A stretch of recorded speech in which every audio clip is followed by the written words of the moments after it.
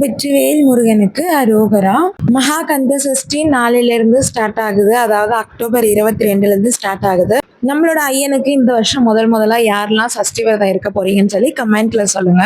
And இதுக்கு முன்னாடி சஷ்டி விரதம்லாம் இருந்திருக்குன்னு சொல்றவங்களும் கமெண்ட் பண்ணுங்க. பார்க்கலாம் எவ்வளவு கமெண்ட்ஸ் வருதுன்னு. இந்த மகாகந்த சஷ்டி விரதம் 6 நாள். 6வது நாள் சூரசம்காரம் முடிஞ்சதுக்கு அப்புறம் 7வது நாள் முருகர் வள்ளி தேவியானைக்கு திருக்கல்யாணம் பண்ணுவாங்க. நம்ம அன்னைக்கு வடை பாயாசத்தோட வீட்டுல சாப்பாடுலாம் செஞ்சு இலை போட்டு சாமி கும்பிடுவோம்.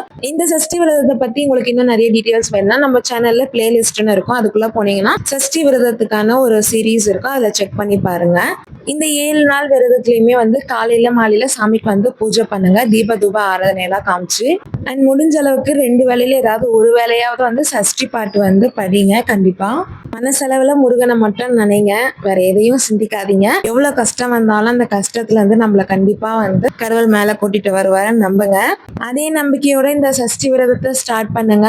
நானுமே இன்னைக்கு செவ்வாய்க்கிழமை பூஜையை வெற்றிலை தீபம்லாம் ஏற்றி செவ்வாய்க்கிழமை பூஜையை சூப்பரா மன நிறைவா கும்பிட்டாச்சு. அண்ட் இந்த வீடியோ உங்களுக்கு யூஸ்ஃபுல்லா இருந்துச்சுன்னா லைக் பண்ணுங்க, மறக்காம சேனலை சப்ஸ்கிரைப் பண்ணி சப்போர்ட் பண்ணுங்க. தேங்க்ஸ் ஃபார் வாட்சிங். பாய்.